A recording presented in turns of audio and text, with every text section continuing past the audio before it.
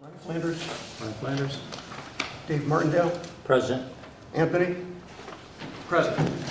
Don Davis is absent today. Thank you very much. Don had asked at the last meeting if we would do the Pledge of Allegiance at the beginning, so we'll honor that and start with that.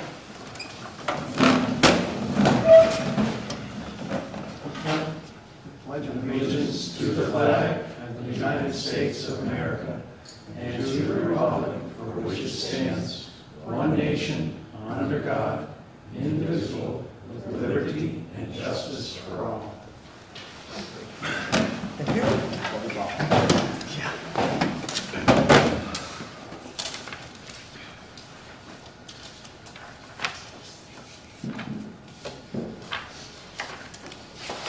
Thank you. All my agenda. Can we review the minutes from the last meeting, September 3rd?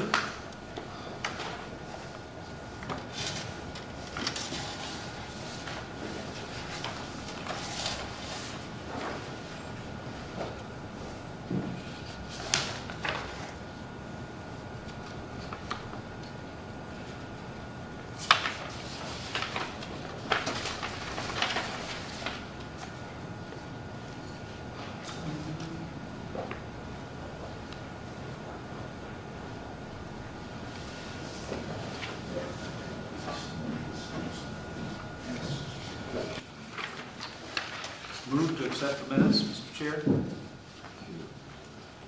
Do we have a second? I second. All in favor? Aye. Aye. Aye. All opposed? Thank you. Tony, I'd like to talk about, I was absent at the select board meeting and public meeting, but you did present with the committee. I'd love to hear how it went and some of the feedback, if there was any.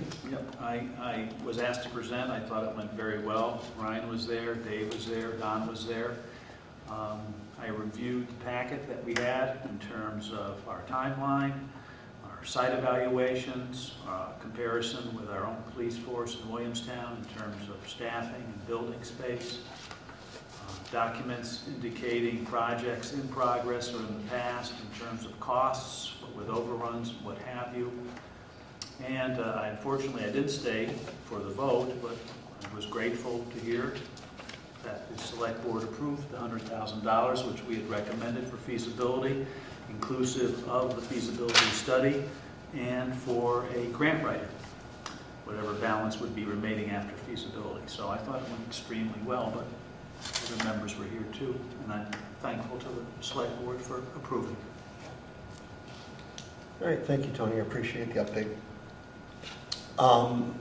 Over the last several weeks, we've continued to review sites that have been made available to the committee, and the committee members in various stages have visited these sites. I know Tony has put together the evaluation form, if you will. While we're reviewing these documents, I'd like to read something from Chief Stroud related to site selection. Unfortunately, she could not be here tonight. Good morning. As we discussed, my input for locations for a police department is based on a certain considerations such as hazards, ease of access, and visibility. I feel that locations in close proximity to a railroad could have a negative impact on the communication center. Specifically, the noise of the trains and especially their whistles could hinder our dispatchers to be able to hear callers, officers, and fire EMS personnel. The constant vibration of passing trains could damage the radio towers that could be attached to the building. Lastly, the possibility of an emergency with a passing train, such as a derailment or a hazardous spill, could damage a building in close proximity or put employees at risk. I won't paraphrase the rest, but in general, Chief Stroud has some strong opinions about properties being located near the railroad. Any questions or discussions on that? Okay. So Tony, with that, I'll let you... Yep. Thank you, Craig. I handed out an updated packet, and you'll notice there are 5 that we reviewed for our our site visitation from our last meeting. We visited some sites, but the 5 now have one more, and that's another site on North Street, and that was a select board member put me onto that, and I followed through, and I'm bringing it to the committee's attention. But let's start with page 1. Our first visitation was on Main Street there, the old Dalton garage. I will say nothing's changed in terms of the report except for the acquisition cost. And I spoke with Peter Horth, one of the principals, their partners, and that was almost 2 weeks ago. And I called him Monday, and I was awaiting his response in terms of a cost, a price. I received an email just this morning, and that's why I hand printed it in, that basically the partners are not looking to sell the property at this time. So it is not for sale. We can follow up with questions if we so wish. It was a very pleasant email, but it is not for sale. If we turn to the second page, 197 Main Street, we visited this since our last meeting. There were 4 of us there. Becky was there also. And Isa Ali showed us the property. I said it right. Very nice. We walked around the property. We did not go into the building. And the indications, or the summary I pointed out, it's a flat parcel. There is a 4-family there now. And the bottom line was, after we met with him, I asked to please provide us with a price, and he did so, and he's asking a price of $1.3 million. That's 2.7 acre parcel. Tony, was that the gray structure apartment building was up for negotiation? That includes, when we had talked about that, he originally thought he would be able to maintain that building, and then we indicated we'd like a price for the entire parcel. So this price includes the building, the parcel, land and building. Thank you. 1.3 million.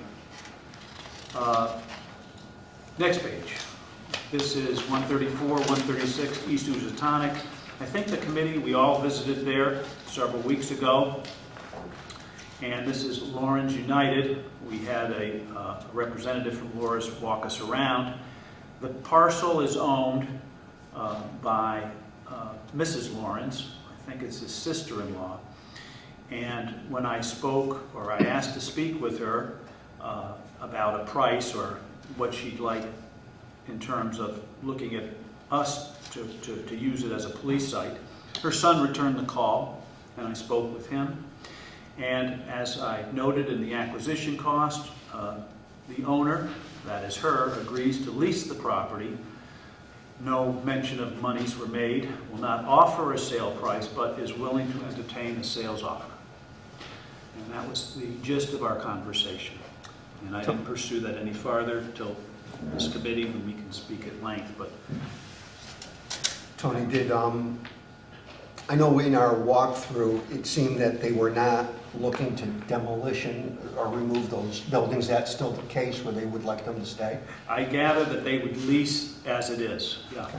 So those are metal Butler buildings, basically. Right, the 2 buildings. And in terms of the Main Street property, I did some investigation in terms of demolition, and we can speak about that.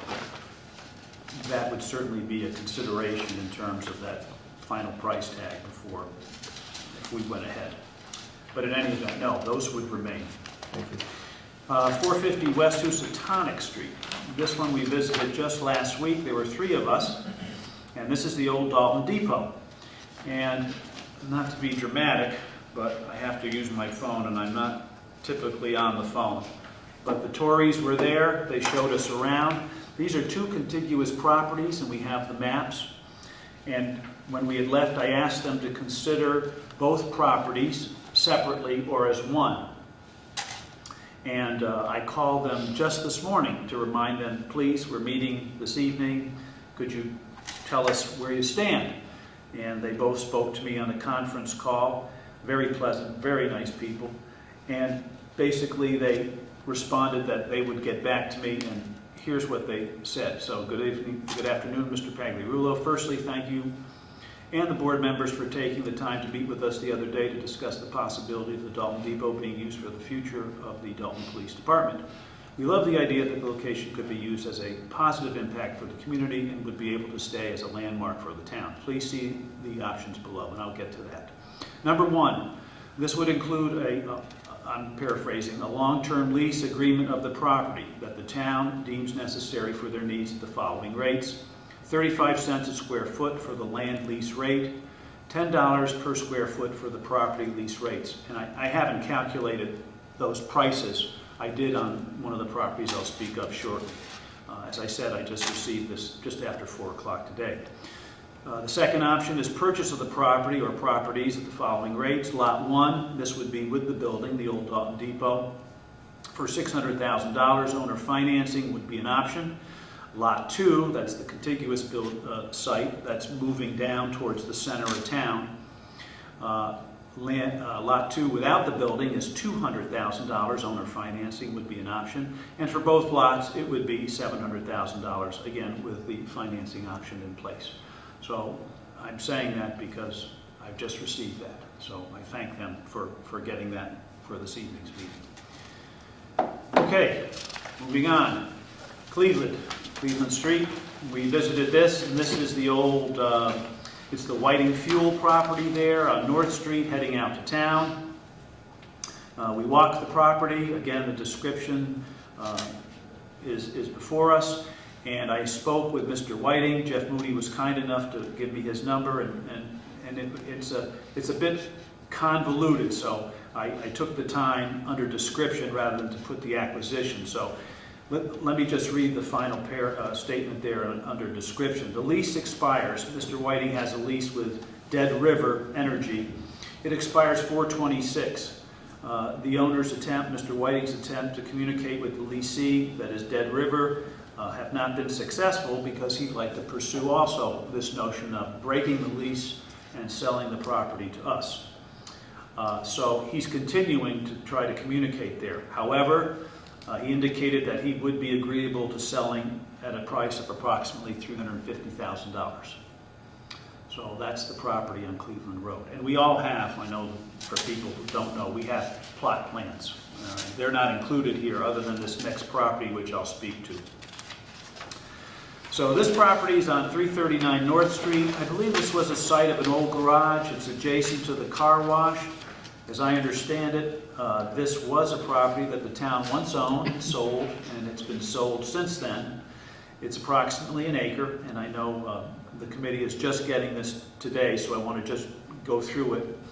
It's a flat piece of property. It's lightly wooded. It's been a clean property in terms of Title 21E being completed, a frontage of 160 feet. It's contiguous to several residences and the car wash, as I've mentioned.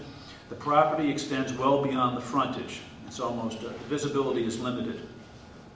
Site development, as I said, flat and lightly wooded, neighborhood impact. There would be some dozen residences, I count, and again, the map that is attached to this would indicate that.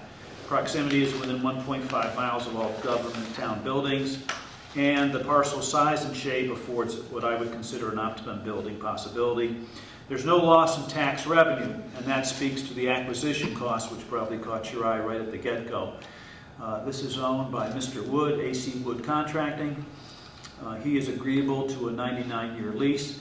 Much like Jim Torrey, when I spoke with Mr. Torrey, he asked if I knew about leases, and what little I did know that leases can go up to 99 years. So Mr. Wood is agreeable to a 99-year lease at $2.75 a square foot, renegotiated every 5 years. And I calculated the approximate cost, and again, he was in agreement of approximately $10,000 a year. So those are the 6 properties. One of which seems to be taken off. One of which is no longer available. Can I ask, honey, I know that a few weeks ago when we visited that property, they still seemed very interested in selling, and I believe had said the property was available, and they're not sharing what? I didn't ask.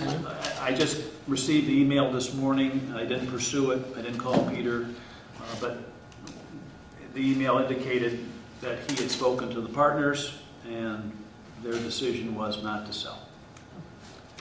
But he was open to questions, so we can pursue that. I will say it's some surprises, obviously. This is me speaking. But we've mentioned this before, and I know that there are other properties out there. I've conducted a minor search of sorts in terms of our live interactive map through the assessor's office. There's a 16-acre parcel adjacent to the VFW. Crane and Company owns several properties in town, and I believe we should reach out to Crane and Company to communicate our interests or our desires or intent. The VFW has property right on North Street, again, of several acres, and that may be a possibility. So I know we may be under the gun in terms of contracting out for a feasibility study, but I still believe that we should reach out to property owners and at least attempt to open the door and to see what's out there. I agree, and I don't believe there's any necessary reason we have to identify and solidify the properties we're talking about. In the RFQ, if we can talk about the up to number of properties that we believe we want to pursue, that would be enough for the RFQ at least to start. And then once the architect came on board, obviously he would want more definitive information, giving us several months to do that. So should we consider a motion to continue looking for properties? Well, yes. Yeah, absolutely. I don't know if we need a motion, but yes, we should. I guess what I want to say also, Craig, is what thought I've given to this is that rather have a straight line in terms of getting to the end, I'd like to sort of have an ascending line that may be up and down. And that's what's happening this evening in terms of us looking at properties and, our opinions at this point, may be up and down. But I'd like to have sort of a fluid or a rolling format where we would take a vote of sorts in terms of saying yes to recommend the feasibility, yes to recommend further study, or yes to recommend or to have no further study. And this way we could let the property owner know where they are in terms of our process. We're not closing the door by saying, nothing further at this point. We're still making our analysis or doing our research accordingly. And if there was a feasibility property that we'd like to recommend, we can get that ball rolling at this juncture. And I know I'm bringing this to the committee right now, but again, this is what we're supposed to do in an open session, so to speak. So I don't know how the committee members feel about that, but it may be a way to proceed. Simply, yay, feasibility, more research, investigation, or hold. We're not going to do anything further in terms of where we are with the project. I would agree. I think a motion is appropriate. I would make a motion. I'll have a discussion after the motions. Good. Would you like to make that? Yeah, I'll make a motion that we look at these properties this evening and we make a vote in terms of feasibility. And we don't have to do it right now, Craig, obviously, in terms of this, because some of this information is brand new. It may not even be this evening, but basically we make a motion to pursue to recommend for feasibility, to recommend for further investigation or research, or to recommend that we're just going to put it on hold and no further action at this juncture. Would we make that due at the next meeting where we would talk about it at that point? I would hope so, and I think this is where Tom is going to step in terms of where we are in the timeline. Well, actually, there is that to consider, that the money that the select board granted for the feasibility study has to be contracted for by the end of the year. There's also a kind of a parallel process that has to go on with procuring real estate, and I wanted to bring that up. That's a Chapter 30B process, not a Chapter 7. That requires that we publish a request for proposals for real estate. We may or may not get any responses to that. They may or may not meet our needs. There is an alternate method of a unique acquisition that if that RFP does not yield anything that's usable for us, we may find a piece of property that is unique in that it is the only property that meets our needs. So there are a couple of ways we can go forward, but we will need to go through the Chapter 30B real estate procurement process as a parallel track when we actually want to buy a piece of property. We will have to put that out to bid and see what responses we get. Is that after the feasibility study, concurrently with the feasibility study, Tom? Just how does that fall in? Well, it's a matter for discussion because it would help identify, it could help identify properties that might be suitable. My sense from the process so far is that it's unlikely to produce a result that is satisfactory for our purposes.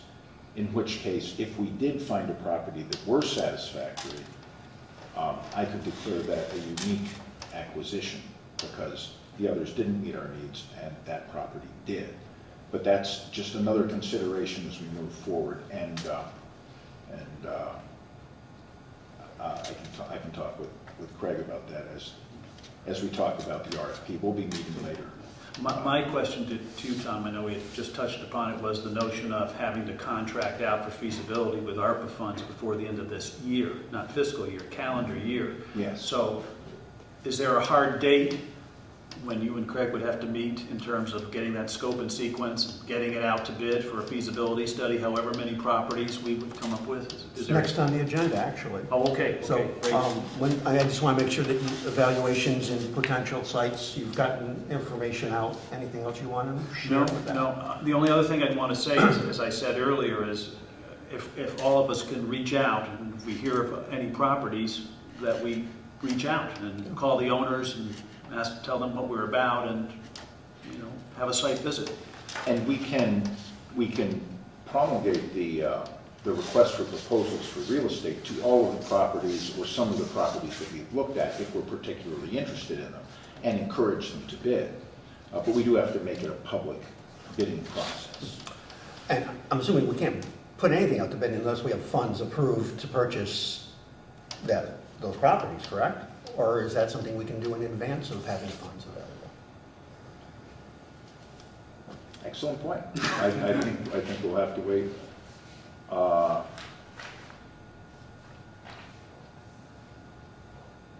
And yeah, I'll have to check the law on that. We probably do have to wait until it's funded. The question, yeah, there are associated questions I'll look at as well. It's a timing thing as far as, it sounds Yeah, like what we're doing it's is an informal review, continuing to do an informal request for properties that could be available. And then at some point, maybe that ties into an RFP for property selection. Okay. But for the RFQ, I think as long as we know how many we're considering, that will be enough to at least advance us to the next steps in the RFQ process. And then we get 2 years to spend the money. Oh, we have 2 years to spend. Oh, that's good. Yeah. Just contract it out before. Let's signed before the end of the year. Okay. Because it'll be a 4 to 6 month process for the actual feasibility study, depending on how many properties we have them look at. So, yeah, this will be spending money into the next calendar year and fiscal year. So the RFP for properties can include that we will be, I'm not sure it can include that. We can look at what we can include in the RFP in terms of ranking properties, I'll put it that way. There is obviously the overriding concern is the best deal for the town. That's always the goal of procurement, is to get the best deal for the town. But we can look at how we structure that so that we actually are getting what we need and don't get bids that don't necessarily give us what we need. I don't want to, Mr. Bishop had. Okay, on the Whiting property, are they gonna guarantee that's not a brownfield there? Are they gonna do soil tests before we? It's a clean property, Bob. It's in the report. It's a 21E has passed. And matter of fact, you went. That's been an oil place for a long time, and you can't tell me there's been no spills up. He's pulled the tanks. He's had a 21E completed. There's a swale there between Route 9 and the building. It's clay lined. There's a valve that prevents spillage from going across under the culvert. It was a very complete tour by Beautiful. Mr. Moody. It's very good, and it's a clean property. Okay. Absolutely. The only concern, and I think John Boyle mentioned it, not a concern, but a reality, is that it is a septic field. There's 2 half baths. So certainly that septic field is located in the center of the property. It would have to be upgraded. The water is a pump inside the building, well inside the building. So Good old Title V. there's a lot. It's in this. It's in the updated one, because earlier when this was handed out, we hadn't visited, then we visited, and so I included that in the Okay, updated thank you. information. I imagine if we bought that property, we'd be owning the environmental control that you just described, Oh, the yeah. swale and the liner and all of that, which I'm sure requires maintenance and some type of inspection, I would think. Feasibility would tell us that. Yeah, it would definitely. Anything else on properties? Evaluation sites, anything we're going to cover? So I know Don isn't here. I'd really like to hold off any vote until Don's here, obviously, our 5th member. But let's mull over the options I described. We can amend accordingly, but hopefully our next meeting, we would vote according to our sites, and maybe we'd have additional sites too. Agreed. Sounds good. Next topic is the request for qualification process. So doing this for a living, I have a fairly comprehensive understanding of the process. I met with Tom last week to see if he had an understanding of what he needed and how he was going to put out that RFQ, which I'm going to use for short for request for qualifications. Tom and I talked and agreed that if the committee agrees, I would be able to help him and supply him with the formatted RFQs that are used, the legal requirements that are put into those RFQs, the forms and so forth in order for it to be a valid public bid. And if without Andre, I'm not sure if we would do this or not, but it's a time-sensitive issue. I'd like to get permission to work with Tom on the RFQ to get it ready for public distribution. Obviously, we'll bring it to the committee for approval before it goes out, but I'd be looking for that tonight. I agree. Pleasure. Absolutely. Absolutely. Pleasure. Thank you very much. So that brings us to just the newest update on Milestone. So this follows the requirements for putting out a request for qualifications. So between now and next week, we'd like to create the scope for the feasibility study. So this I've sent out a few times. It's in electronic format. If you want a tree, I can share that with you. But between now and next Wednesday, I would like the committee to make their comments.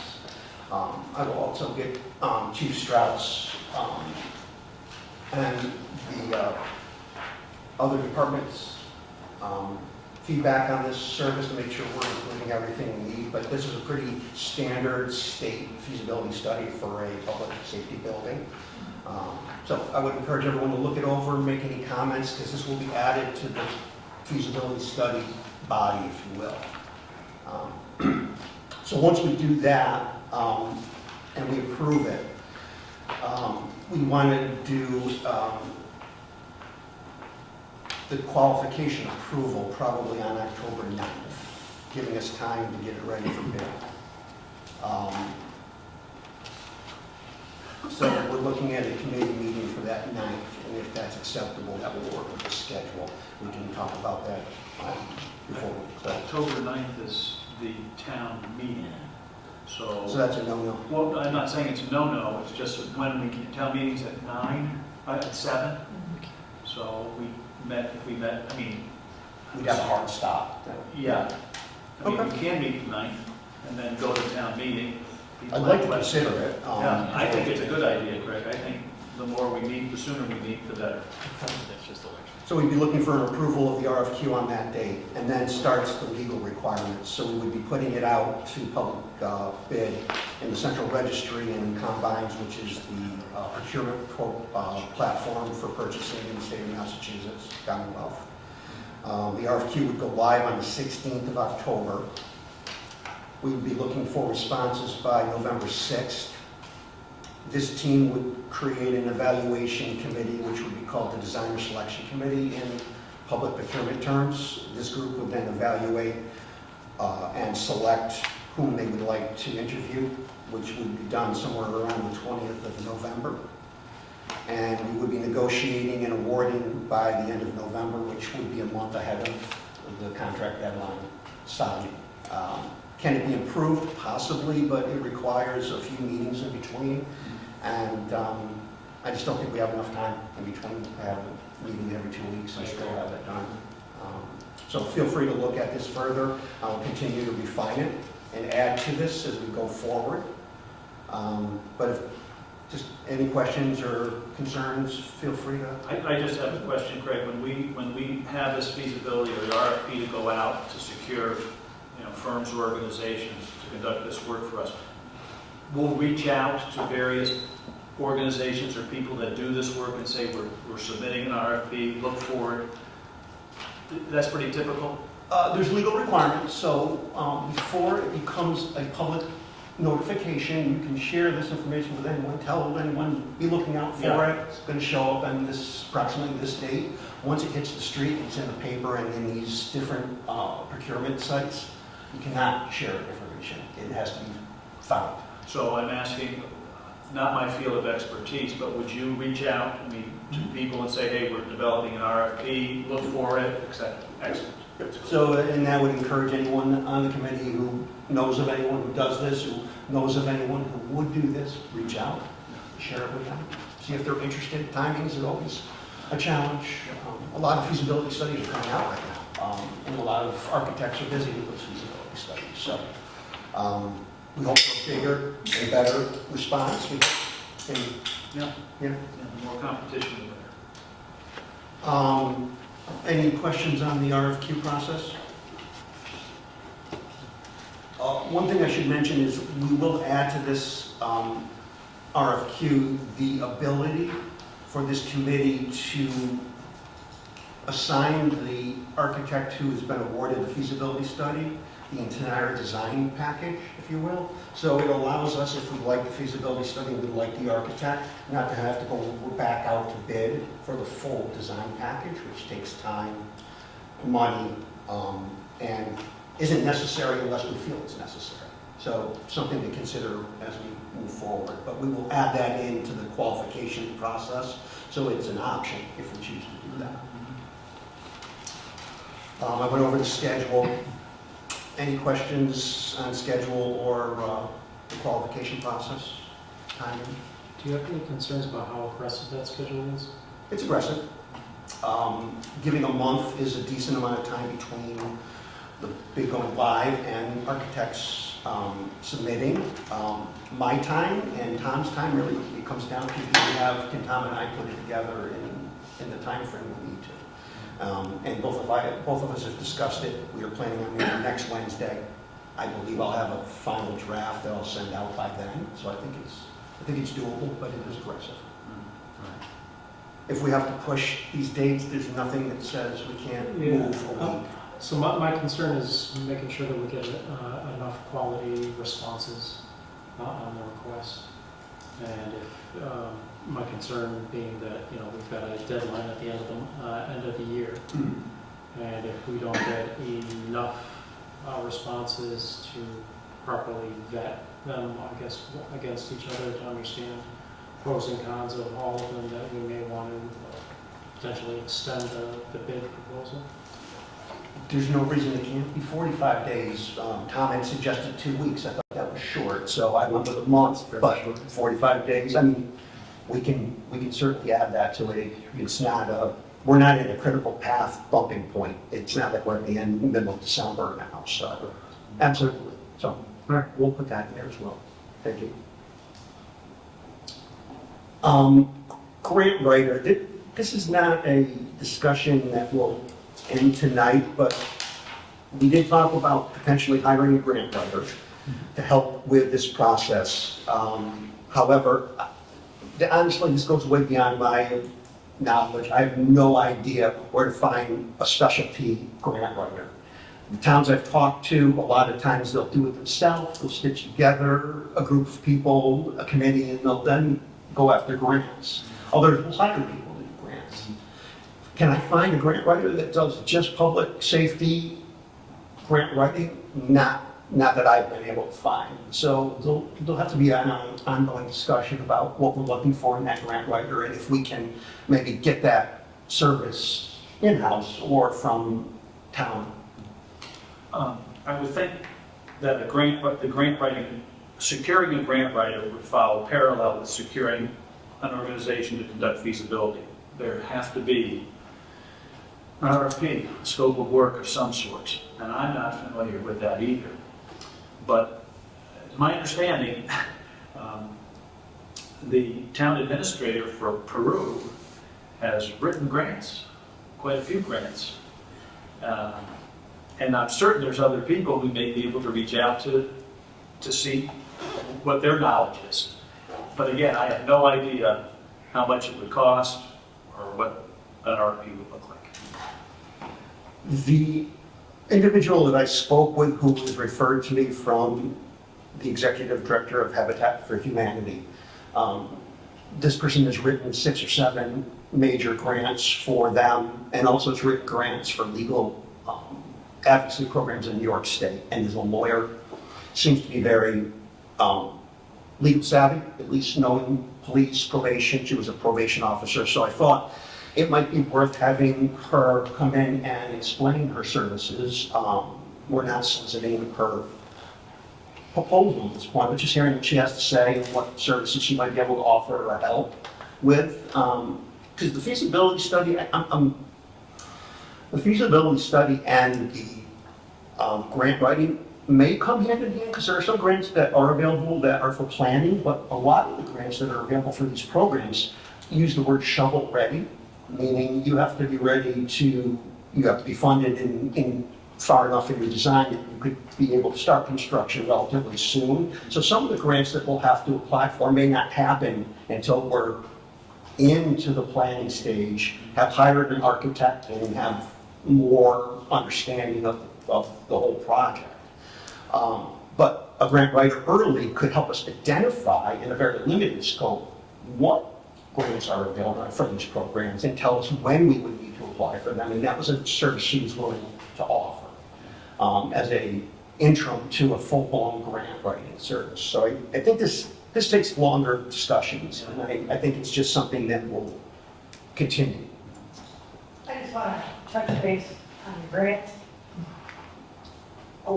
Some of the grants you're looking at have to come from the individual departments. E911 grant has to come from me and my department. Okay. Police department grants go through the chief and Rebecca for the police department. Not through an independent, it has to come through us, signed off by the town.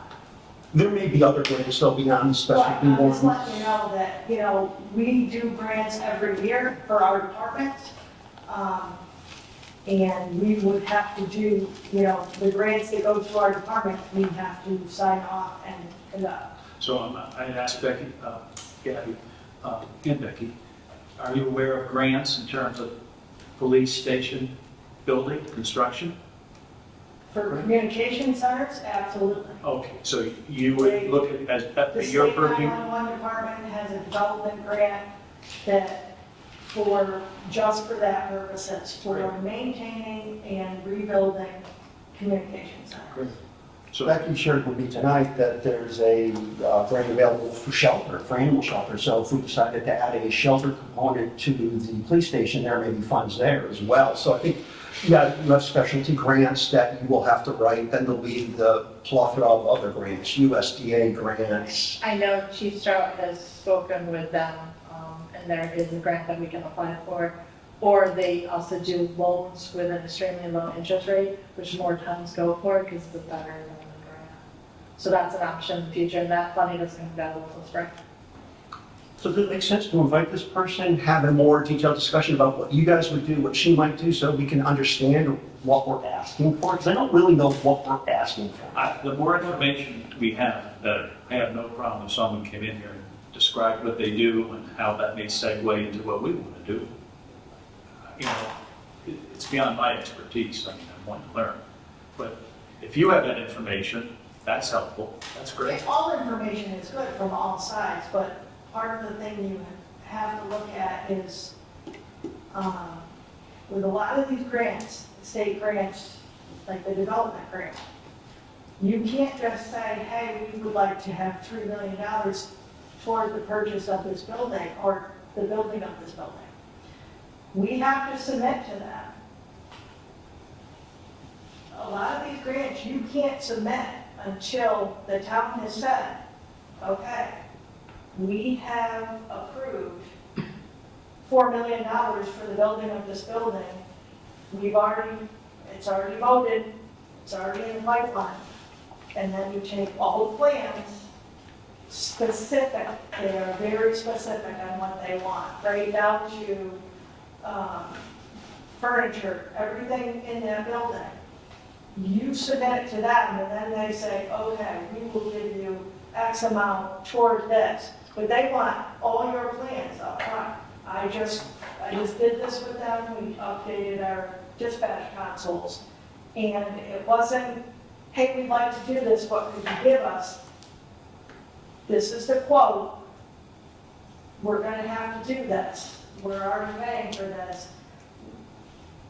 And then they were gracious to say, yes, we will pay for this. I think the grants will definitely be incremental. There'll be grants you'll have to get collected to start doing planning and some of this stuff. And then the bigger monies that have to do with brick and mortar that you have to be shovel ready for will come later. But I agree, I think it's going to be a tag team of various folks. And there are grants that you may not know about as far as the process of the feasibility, the designing, and all those things up front and ahead of time.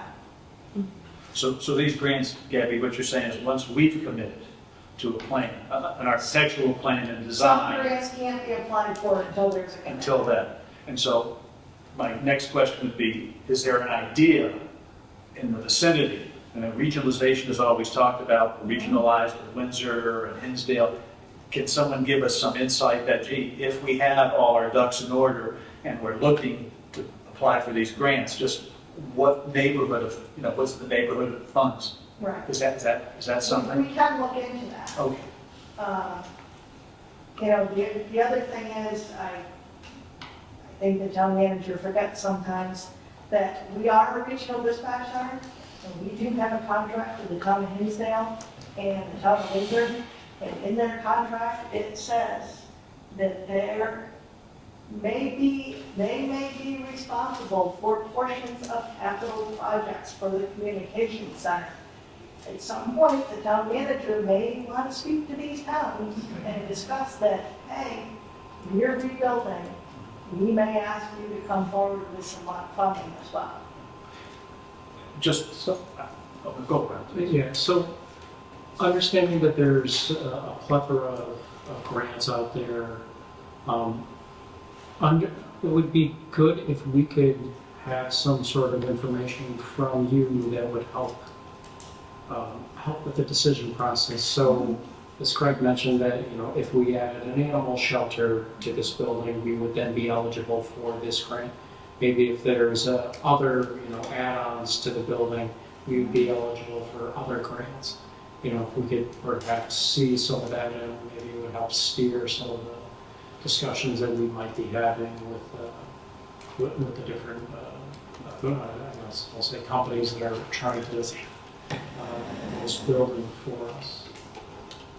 And then if there's, information in terms of, here's a rough approximation of the grants that are available today for, a dispatch center. These are the ones that are available for a regionalization of the police departments in your area or just your individual police department.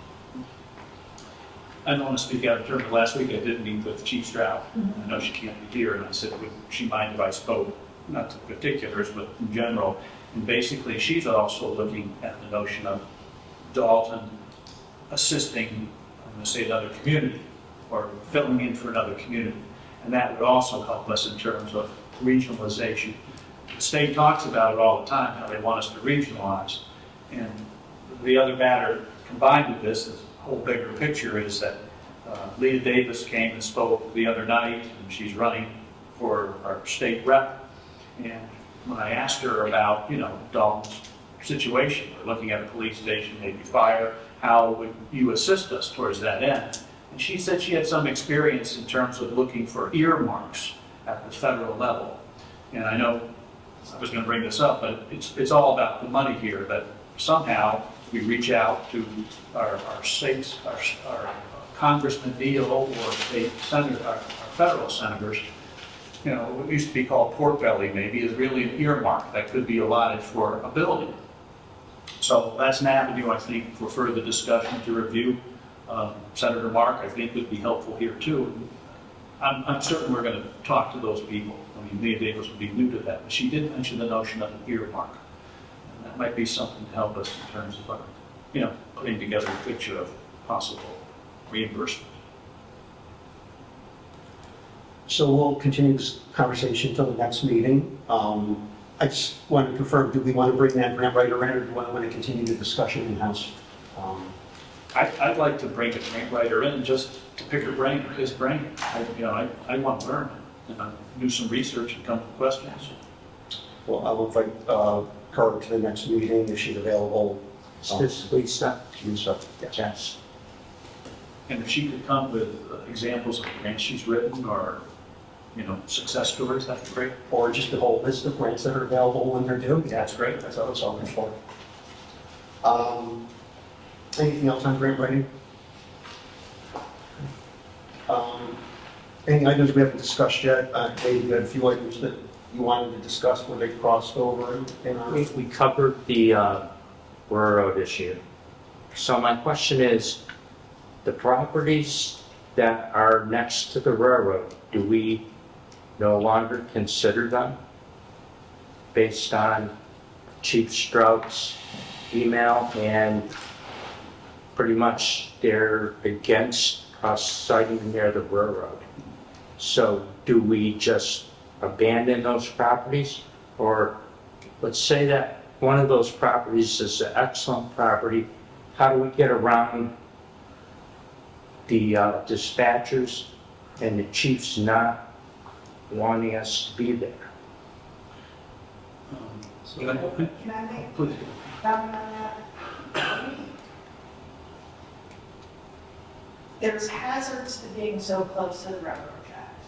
And there's also, and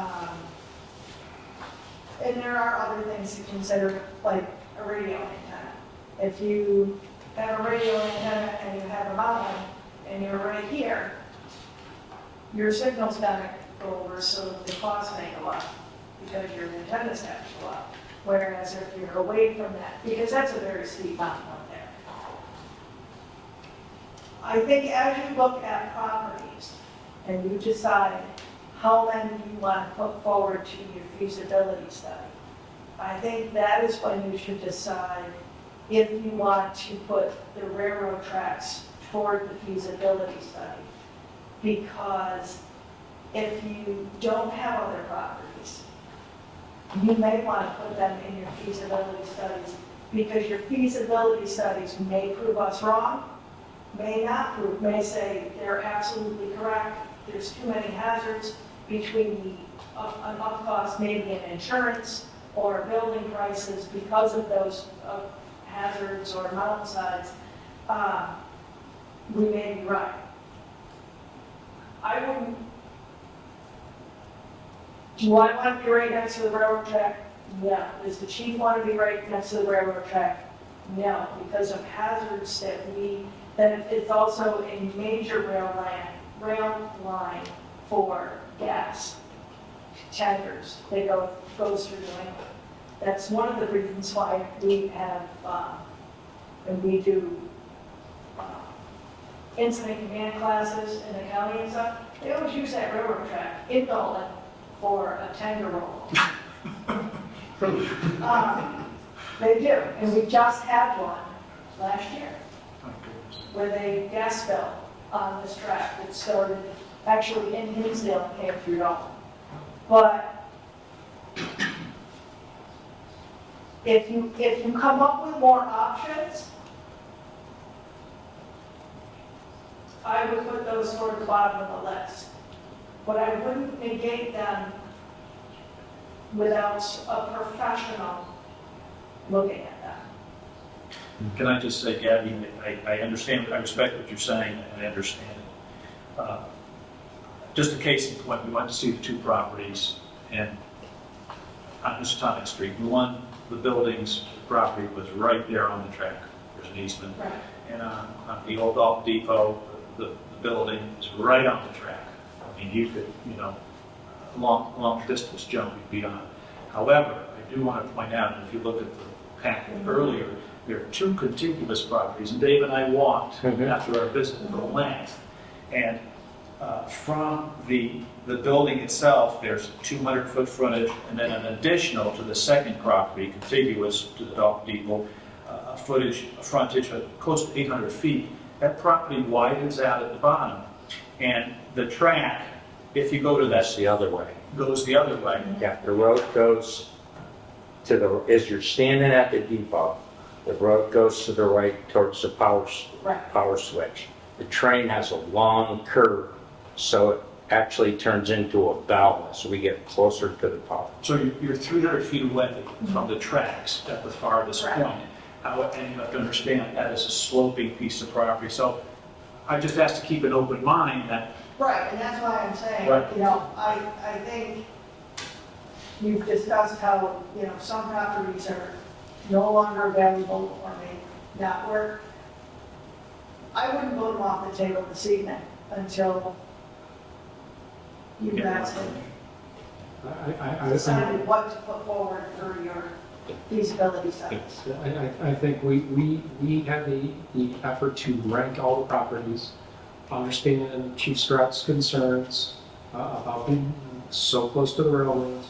I think that in and of itself tends to move it towards the bottom, but I don't believe any of them are off the table until we come through and understand what properties are there and we do the appropriate ranking. yeah, I'd agree with that, Brian. I would also say that what we don't know yet is what the requirements of accreditation mean for location, and certain locations may just not be eligible because of issues. Like, I don't know if a police station should go right next to a railroad and take out a police department potentially in an accident. I mean, so I think there's probably grant monies that also have that same stipulations of where you can put things. So I think we've got time, and we shouldn't take anything off the table because frankly, we don't have a lot to take off the table. Agreed.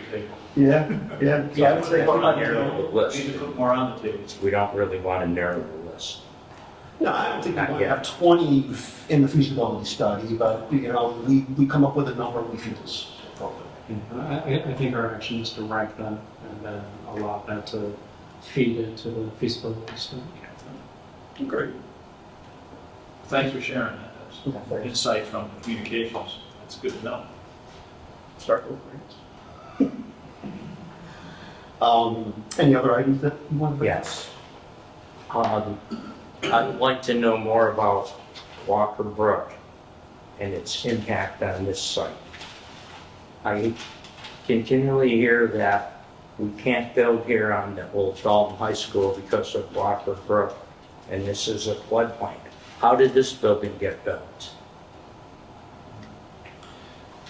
I know we talked about this, Dave. Yes, I want to know more. And my understanding, and I know Bob left, but I think Tom or Bob or one of the select board members could speak to it. I know Walker Brook has been an issue in terms of upgrading it or dealing with the water issue there. Years ago, the old Dalton Junior High School flooded. Right, them used to flood frequently. Right. So my understanding is it's still in process, and it's been in process for several years in terms of looking for monies or grants to upgrade Walker Brook. I spoke with an individual today who was adjacent, just across the street, I think it's First Street, he lives, and he says he doesn't have an issue so much when it rains. However, his two neighbors do have issues when it rains. That water comes right up into their basement. So, a couple things. One, I would be adverse to looking at that property until we are assured that it's not going to flood. And I think neighbors could attest it does. I don't think this individual was pulling my leg. I think he was truthful. The other part, Dave, I know we talked about this, is that was a bone of contention many years ago town meeting, where I think the residents are pretty much of the mind they'd like to keep it residential. And that is strictly a residential area. And I'd hate to be out of the blocks with a recommendation where you would deal with our neighbors coming in and saying, I'm not gonna support that. So that's my feeling, you know, that's my feeling. But, and it deserves further investigation. But, yeah.